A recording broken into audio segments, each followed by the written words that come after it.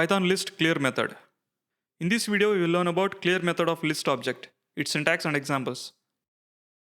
Clear method removes all items from the list. It makes the list empty. The syntax of clear method is clear with no parameters.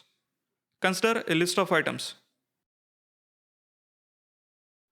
When we call clear method on this list, the method removes all items from the list. The length of the list is reduced to 0. Now let us go through some examples. First example, let us take a list of strings with fruit names. Fruits is equal to apple, banana, cherry, and mango.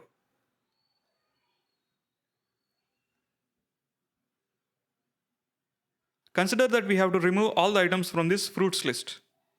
Call clear method on fruits list. Print the resulting list to the output.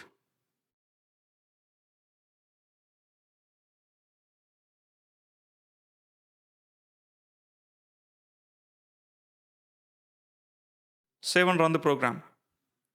The clear method made the list empty. No items are there in the list.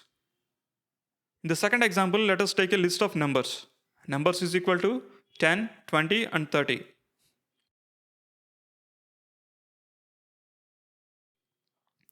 Call clear method on numbers list. Print the resulting list to the output.